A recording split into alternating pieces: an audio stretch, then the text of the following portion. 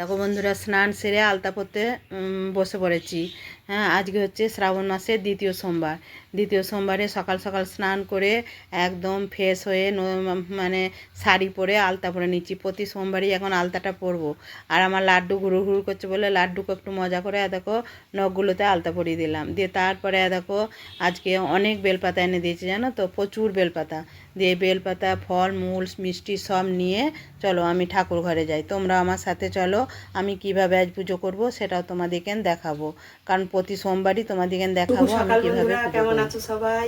মামনি রূপকথা নতুন একটা ব্লকে তোমাদের সবাইকে স্বাগত। আর আজ হচ্ছে সোমবার, আজ হচ্ছে শ্রাবণ মাসের দ্বিতীয় সোমবার। আমি দ্বিতীয় সোমবারে আমি কিভাবে পুজো করছি চলো তোমাদেরকে সেটা দেখাই গা। আর আজকে দ্বিতীয় সোমবারে তো আবার অন্য একটু একটু অন্য নিয়ম, মানে বেশি নয়, ছোট্ট একটু অন্য নিয়ম। তাহলে চলো, আমি সব জোগাড় করে নিয়েছি। আর এখন বেলা হয়েছে তোমার 10টা বাজছে। আমি সকালে ঘুম থেকে উঠে আমি ঠাকুরের সমস্ত বাসন ধুয়ে ঠাকুর ঘর মুছে ফুল তুলে তারপরে সকালে একবার স্নান করে নিয়েছিলাম। দিয়ে তোমার আমার ঘরেতে মানে মা লক্ষ্মী এবং গোপাল এদের তুলে স্নান করিয়ে পুজো করে নিয়েছিলাম। দিয়ে পুজো করে নেওয়ার পর আবার নিচে তো টুকটাকি কাজ থাকে, যে সেগুলো করলাম। তারপরে দুধ দই যতক্ষণ না আসে ততক্ষণ তার আবার করতে পারবো না। আর আমাকে একজনা জানো তো, মানে আগে বেলপাতা দিয়ে যেত, যে সে আজকে আমাকে এত বেলপাতা দিয়েছে মানে কি বলবো, রেখে দিয়েছে তোমাদের পরে। তারপরে দুটো বড় বড় বেল, একদম বেলপাতা সমেত বেল দিয়েছে। তবু তোমাদের আবার তুলে দেখাই, এই দেখো, দেখেছো, এরকম দুটো বড় বড়। আবার হাত বেন আবার বাজার থেকে বেলপাতা, তারপরে বেল, তারপরে সেই কি বলে একটা সেই ফল, ওই কলকে ফল, এই যেরকম ফল, তারপরে তোমার কলকে ফুল সব নিয়ে এসছে। এই যে দূর্বা, আমি দূর্বা আমার ঘরে হয়েছে দেখলাম তুললাম। আর দেখেছো আমার জবা আজকে গোলাপ ফুটেছে, আমি বাবার মাথায় দেবো। বাবা কিন্তু গোলাপ খুব ভালোবাসে, জানো তো। আমি দুটো গোলাপ তুলেছি, একটা ছোট্ট পাড়া আর একটা বড় পাড়া। হ্যাঁ, আজকে আসলে ডালগুলো সব কেটে দিয়েছি তো ফোটে নাই। আর দেখো ছুট্টি পাড়া একটা, আমি দুটো, আমার বাবা মহাদেব আছে, দুটো মা দেবো। তাহলে চলো আমি কি কি আয়োজন করেছি তোমাদের দেখাই, দিয়ে তারপরে আমি পুজোটা করবো। আর এটা অষ্টগন্ধার তিলকটা গুলে নিয়েছি, মধু নিয়েছি, আর এটা হচ্ছে চিনি নিয়েছি, আর এটা হচ্ছে কালো তিল, আর এটা হচ্ছে সিদ্ধি, এই যে সিদ্ধি নিয়েছি, আর এটা হচ্ছে টক দই, এইগুলো নিয়েছি। আর এইখানে তোমার ঘটিতে সব রকম মিশিয়ে নিয়েছি, মানে তোমার দুধ দই ঘি মধু তার শর্করা সব মিশিয়ে নিয়েছি। আর একদম ঘিয়ের প্রদীপ জ্বেলেছি। আর তোমার এই ধারে দেখো 5 রকম ফল কালকে, তারপরে দেখো 5 রকম ফল কাল আমি বাজার গিয়ে সব নিয়ে এসেছি।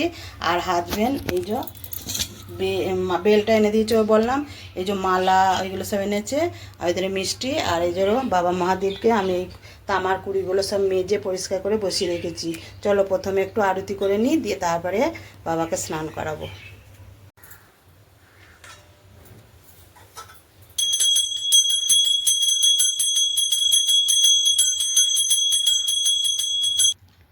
তারপরে দেখো বাবাকে একটু আরতি করে নিয়ে এই গামলাটার মধ্যে বসিয়ে এবারে তোমার একটু প্রথমে তোমার গঙ্গা জল দিয়ে স্নান করিয়ে দেবো। দিয়ে তারপরে তোমার আমি একে একে দুধ দই ঘি মধু সব মাখাবো। দেখো আমি গিয়ে প্রথমে একটু দুধ ঢেলে দিলাম, দিয়ে তারপরে তোমার একটু মধু আর ঘি মাখাবো, দিয়ে আবার দুধ ঢেলে দেবো, দিয়ে তারপরে গঙ্গা জল দিয়ে ফ্রেশ হয়ে স্নান করিয়ে দেবো।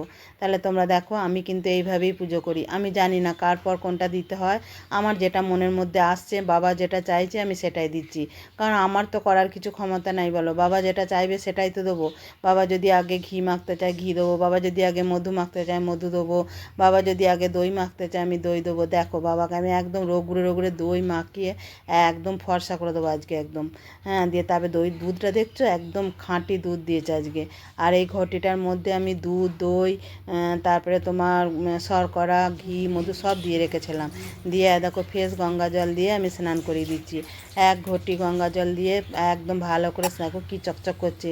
তারপরে যে তামার কুড়িটায় বাবাকে বসাবো সেইটাই আমি অষ্টগন্ধা যে তিলকটা আছে ওইটা দিয়ে আমি ওং লিখে ওর মধ্যে একটা বেলপাতা মানে 3টে পাতা থাকবে, সেই বেলপাতায় আমি ওই অষ্টগন্ধা তিলক লাগিয়ে আমি 3টে তামার কুড়িটি দিয়ে আমি, আমার তো দুটো বাবা মহাদেব আছে, আমি বসিয়ে আর তোমার নন্দীকে বসিয়ে আমি একটু তিলক কেটে দিচ্ছি। হ্যাঁ, আগের বারে আমি তোমার পারিনি তিলক কাটতে, কারণ আমার অষ্টগন্ধা তিলকটা ছিল না। আমি এবারে গিয়ে সব কিনে নিয়ে এসেছি জানো তো। দিয়ে দেখো আমি মালা পরিয়ে দিচ্ছি। আমি একে একে কীভাবে পুজোটা করছি তোমরা দেখতে থাকো। আমি আমার মতো করে পুজো করছি, কিন্তু আমি জানি না, আমার মনের ভক্তি দিয়ে আমি বাবাকে পুজো করছি।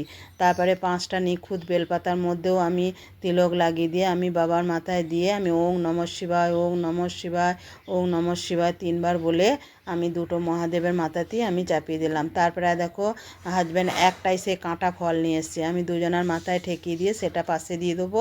আর আমার গাছের তো কলকে ফুল, আমি কলকে ফুল, তবে গোলাপ ফুল তোমাদের বললাম না আগে যে বাবা গোলাপ ফুল খুব ভালোবাসে, ওই জন্য দুজনার মাথায় দুটো আমি গোলাপ ফুল দিয়ে দিলাম। দিয়ে তারপরে তোমার এবারে দূর্বা দিয়ে দেবো। আর তো হাজব্যান্ড ধুদ্র ফুলও এনেছিল জানো তো, আমি ধুদ্র ফুলটাও দিয়ে দিলাম। দিয়ে তারপরে দেখো দূর্বাগুলো আমি গাছে আমি এনে বসিয়েছি, আমার ছাদই ছিল। আমি ভালো করে নিখুঁত তোমার দূর্বা 7টা করে তুলে আমি দেখো দুটো বাবার মাথাতেই আমি দিয়ে দিলাম। তারপরে একটাই বেল দিলাম। বেল কিন্তু আজকে 3টে আছে, কিন্তু আমি একটাই দিলাম, কারণ একটাই আমি দিলাম। তারপরে এই মানে দ্বিতীয় সোমবারে যেটা মানে আসল জিনিস সেটা হচ্ছে কালো তিল। এই কালো তিল বাবার মাথায় অর্পণ করে তারপরে তোমরা জল ঢেলে দেবে। আমি যেটা জানি আমি সেটাই তোমাদেরকে বললাম। এবার তোমরা যেটা জানো তোমরা সেটা করতে পারো, আর যদি না জানো আমার মতো এইভাবেই করবে। দিয়ে তারপরে দেখো বাবাকে আমি ঘিয়ের প্রদীপ দিয়ে আরতি করে দিলাম। আরতি করে দিয়ে আমি একদম বাবাকে করজোড়ে প্রণাম করে বললাম, বাবা মহাদেব সবার ভালো করো, তার মাঝে আমারও ভালো করো, আর সবাই যেন ভালো থাকে সুস্থ থাকে, তোমার আশীর্বাদ যেন সবার মাথায় পড়ে। দিয়ে তারপরে দেখো প্রসাদ নিয়ে একদম নিচে চলে এলাম। আর আমার বাহনটা দেখেছো সমানে আমার সঙ্গে সঙ্গে ঘুরছে। ও দেখছে মা আমাকে কখন একটু কলা দেবে, কখন একটু খাবার দেবে। ও এই দেখো পুজো টুজো করে চলে এলাম নিচে। আর দেখো আজকে তো এই শাড়িটা পরেছি তোমরা দেখতে পাচ্ছ। আর এই শাড়িটা আমার খুব ফেভারিট শাড়ি জানো তো। এটা আমাকে মেয়ে 1 বছর আমাকে কিনে দিয়েছিল, তাই শাড়িটা আমি খুব কম পরি, কারণ এই শাড়িটা এতটাই আমার ফেভারিট শাড়ি না, আমি এই জন্য। আর এত হালকা, তোমাদের কি বলবো, শাড়িটা পরে আমার খুব ভালো লাগে। আর এর সঙ্গে এই ব্লাউজটা পরেছি, কেমন লাগছে অবশ্যই তোমরা কমেন্ট করে বলবে।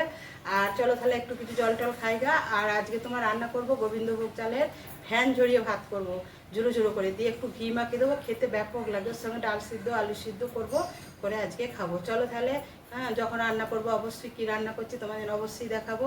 শাড়ি টাড়ি ছেড়ে দিই, জানো তো শাড়ি পরে আমি কাজ করতে পারি না, শাড়ি পরে কাজ করতে আমার খুব কষ্ট হয়, ওই জন্য আমি শাড়ি পরে কাজ করি না। চলো আমি ড্রেসটা চেঞ্জ করে নিগা। আর আমি কাঁচের চুড়িগুলো পরেছিলাম সব ভেঙে গেছে, মেয়ে আবার এদেরকে এরকম পলা এনে দিয়েছে। কি সুন্দর না পলাটা দেখতে, আমার তো ভীষণ ভালো লাগছে। আমরা আমার এই যেটা 12 মাস পরে থাকি আমি তার মধ্যেই পরে নিলাম। দুটো পরে থাক না, অসুবিধা তো কিছু নাই। পলাটা কেমন অবশ্যই তোমরা কমেন্ট করে বলবে। আর এই হাতে এখনো পরি নাই, এই হাতে কাঁচের চুড়িগুলো আছে ওগুলো পরিনি, পরে পরে নেবো। তাহলে চলো। তারপরে মেয়ে দেখো টিফিন বানিয়ে রেখেছিল, ওর মেয়ের জন্য লুচি আলু ভাজা করেছিল। দিয়ে আমাকে বললো মা তুমিও দুটো লুচি আলু ভাজা খেয়ে নেবে। লুচি আর আলু ভাজা করে রেখেছে, আর এটা আমি ঠাকুরের প্রসাদ নিলাম একটু। চলো তাহলে আমি টিফিনটা করি, তারপরে রান্না বান্না করবো। আর শাড়িটা ছেড়ে এলাম, ভাবে শাড়ি পরে থাকতে পারছি না, শাড়ি পরে থাকতে খুব কষ্ট হয় জানো তো। তারপরে দেখো আজকে তো গোবিন্দভোগ চালের ভাত করব, ওই জন্য গোবিন্দভোগ চালটা আমরা নিয়ে নিলাম। দেখি চালের মধ্যে কোনো কিছু যদি থাকে কাঁকড় টাকড় ওটা বেছে নেবো। দিয়ে ওই জন্য থালার মধ্যে নিয়েছি, থালার মধ্যে নিয়ে তারপরে তোমার বেছে নিয়ে এখন ভাতটা বসাবো না, একটু পরে বসাবো। সব রেডি করে রেখে দেবো, রেডি করে রেখে দেবো, কারণ গোবিন্দভোগ চালের ভাত হতে তো বেশি সময় লাগে না, ওটা অল্প সময়ের মধ্যেই হয়ে যায়। দিয়ে চলো তাহলে চালটা একটু দেখে নিই। এই যে চেয়ারে বসে একটু বেছে নিচ্ছি, কিন্তু বিশ্বাস করো চালের মধ্যে কিচ্ছু নাই, কিচ্ছু নাই, একদম পরিষ্কার নিখুঁত চাল, একটা ভাঙা পারবে না, একটা কাঁকড় নাই, একটা কিচ্ছু নাই, এত সুন্দর চালটা। ঘি করলা আর আলু কাটলাম, ধুয়ে রাখি, কারণ বাজারে এনেছে তোমাদের এমন দেখায়নি, টুকটাক বাজার নিয়েছে। এখন তো বৃষ্টি হচ্ছে প্রতিদিন, বেশি বাজার কিছু আনলেই না সেগুলো হয়ে যাচ্ছে, মানে কী বলবো তোমাদেরকে, খেতে করার মতো হয়ে যাচ্ছে জানো তো। ওই জন্যে অল্প অল্প বাজার আনতে হচ্ছে। আর এখন তো মাছ ফাছ কিছু আনবে না, ছানা দৈনিক দুধের কাটছে, যেদিনে তোমার ছানা দরকার হবে ছানা কিনে নিয়ে আসবো, পনিরের ছানা। কী বাজার করেছে দেখাই দাঁড়া। কাঁচা লঙ্কা মোটগুলো ছাড়িয়ে রেখেছে, এখন এই কাঁচা লঙ্কাটা এনেছি খুব ঝাল। আর এইখানে তোমার আদা নিয়ে এসছে এই যে, আর এইটা নিয়ে এসছে কাগজি লেবু, আমরা শরবত খাই প্রতিদিন সকালে। এখানে নিয়ে এসছে ভেন্ডি, এখানে ক্যাপসিকাম নিয়ে এসছে বড়ো বড়ো দুটো, আর এই যে আমরা ঘি করলা বলি, তোমরা কি বলো জানি না। আর এটা পটল নিয়ে এসছে, এই সবজি নিয়ে এসছে।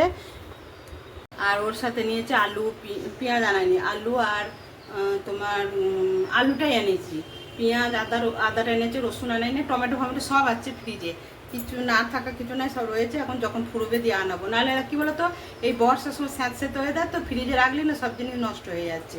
তাহলে দেখো যা চালটা একটু বেছে নিলাম, কিছু নাই চালে, চাল খুব পরিষ্কার দেয় যেখান থেকে আমার চাল আনে না। দেখো আমাদের বাঁশকাঠি চাল, আমার ভাত খেতে ইচ্ছা গেছিলো, হাজবেন্ড একদম খেতে যায় না, কারণ বাঁশকাঠি চালের ভাতের না কোনো মিষ্টতা নেই আর বাড়ে না একদম। দিয়ে 1 কিলো আনিয়েছিলাম, দিয়ে আমি রান্না করেছিলাম, ভাতটা আমার খেতে ভীষণ ভালো লাগে।